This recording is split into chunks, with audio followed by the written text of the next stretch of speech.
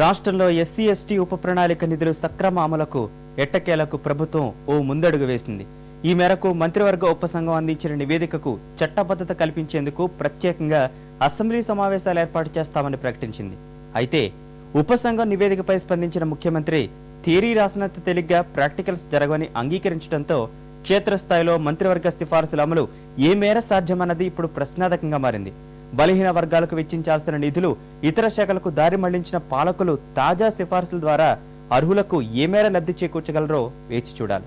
2.5 దశాబ్దాలుగా దారి మళ్లుతున్న SC ST నిధులు ఉప ప్రణాళిక నివేదిక పరిణామాలపై ఇది సంగతి.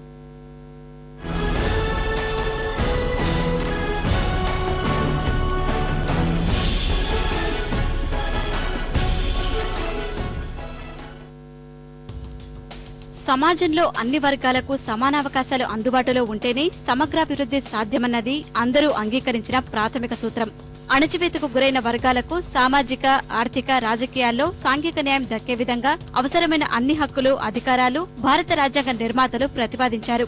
వివక్షలు చెల్లవని రాజ్యాంగంలోని 15, 16 అధికరణంలో స్పష్టంగా నిర్దేశించారు.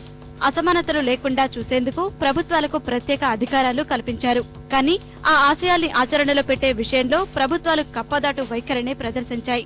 సద్వినియోగం చేయకపోగా దుర్వినియోగం చేశాయి. రాష్ట్ర విషయానికొస్తే 2001 జనాభా లెక్కల ప్రకారం ఎస్సీలకు 16.2%, గిరిజనులకు 6.6% మేర అన్ని ప్రభుత్వ శాఖలు బడ్జెట్లో నిధులు కేటాయించాలి. దామాషా ప్రకారం నిధుల కేటాయింపు జరగనప్పటికీ బడ్జెట్లో మాత్రం అలానే అంకెలు చూపుతూ వచ్చారు. 2012-13 వార్షిక బడ్జెట్ను చూస్తే ఎస్సీలకు 8,002 కోట్లు, ఎస్టీలకు 3,421 కోట్ల రూపాయల నిధులు కేటాయించామన్నారు. లెక్కలు తీస్తే అదంతా అంకెల గారడేనని అర్థమైంది. సాగు భూమిలో ఎస్సీల వాటా కేవలం 7%. అయితే 16% మేర జలయజ్ఞం నిధులు కేటాయించిన ప్రభుత్వం వారి నిధులను దోపిడీ చేసింది. ఎస్సీ ఎస్టీల సంక్షేమం, అభివృద్ధిని దృష్టిలో పెట్టుకుని దామాషా ప్రకారం ప్రణాళిక బడ్జెట్లో ఆ వర్గాలకు నిధులు కేటాయించి ఖర్చు చేయాలని కేంద్రం 2.5 దశాబ్దాల కిందటే నిర్ణయించింది. ఇందుకు సంబంధించి పటిష్ట నియమ నిబంధనలు రూపొందించింది. ఆ ప్రకారం ఎస్సీ ఎస్టీ జనాభా ప్రాతిపదికన ప్రణాళిక మొత్తాలను కేటాయించాల్సి ఉంది. ఇందుకోసం మన రాష్ట్రంలో ఎస్సీ ఉప ప్రణాళికకు 789, ఎస్టీ ఉప ప్రణాళికకు 792 పద్దులు ఏర్పాటు చేశారు. రాష్ట్ర ప్రణాళిక బడ్జెట్ రూపొందించి ఆమోదించేటప్పుడు సాంఘిక, గిరిజన సంక్షేమ శాఖ ముఖ్య కార్యదర్శుల ఆమోదం తీసుకోవాలి. ఉప ప్రణాళిక అమలు చేస్తామని హామీ ఇస్తేనే కేంద్ర ప్రణాళిక సంఘం రాష్ట్ర బడ్జెట్ కు ఆమోదం తెలుపుతుంది. ఓ నోడల్ వ్యవస్థ ఏర్పాటు చేసి ఉప ప్రణాళిక నిధుల్ని అప్పగించాలి. నోడల్ వ్యవస్థ సాంఘిక, గిరిజన సంక్షేమ శాఖలతో కలిసి ఎస్సీ ఎస్టీల తక్షణ అభివృద్ధి, సంక్షేమానికి అనుగుణంగా పథకాలు, కార్యక్రమాలు రూపొందించి ఆయా శాఖల ద్వారా అమలు చేసే విధంగా చర్యలు తీసుకోవాలి. 1,000 కోట్ల బడ్జెట్ పరిరక్షించాల్సిన బాధ్యత పాలకులపై ఉన్నది. యాక్చువల్గా ఎస్సీ ఎస్టీ అట్రాసిటీ చట్టమే చెప్తున్నది. ఎవరైతే ఆర్థికపరమైన లావాదేవీలు కానివ్వండి, లేదా సాంఘికపరమైన ఆర్థిక వివక్షత కానివ్వండి కొనసాగిస్తే ఖచ్చితంగా వాళ్ళని శిక్షించాలని ఎస్సీ ఎస్టీ అట్రాసిటీ యాక్టే చెప్తుంది.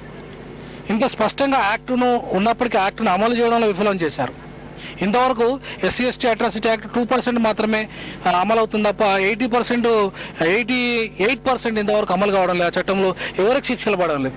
కేంద్రం ఇంత పకడ్బందీగా నిబంధనలు రూపొందించినప్పటికీ వాటిని కొన్ని రాష్ట్రాలే పాటిస్తున్నాయి. మహారాష్ట్ర, ఉత్తరప్రదేశ్, కర్ణాటక, తమిళనాడు తదితర చోట్ల నోడల్ వ్యవస్థ ఏర్పాటు చేసి ఉప ప్రణాళిక అమలు చేస్తున్నారు. మన రాష్ట్రంలో అలాంటి వ్యవస్థలు ఏవీ లేవు. పేరుకు మాత్రం బడ్జెట్లో ఎస్సీ ఎస్టీ పేరున భారీ మొత్తాల్లో నిధులు కేటాయిస్తున్నారు. వాటిని పక్కదారి పట్టించి రాజ్యాంగ స్ఫూర్తికి తూట్లు పడుతున్నారు.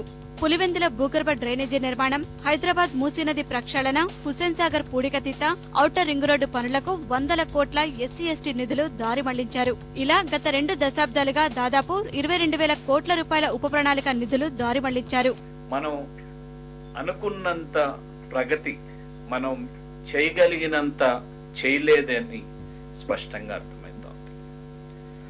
ఉదాహరణకు ప్రతి సంవత్సరం కూడా ఎస్సీ ఫండ్స్ లో ఒక 1,500, ఎస్టీ ఫండ్స్ లో ఒక 500 కోట్ల రూపాయలు మనం ఖర్చు పెట్టలేకపోయాం. రింగ్ రోడ్డు కోసం మనం ఖర్చు పెట్టిండేది ఏదో 16%, 6% చూపించేదో, లేదంటే ట్యాంక్ బండ్ క్లీన్ చేసేదానికి ఖర్చు పెట్టేది దాంట్లో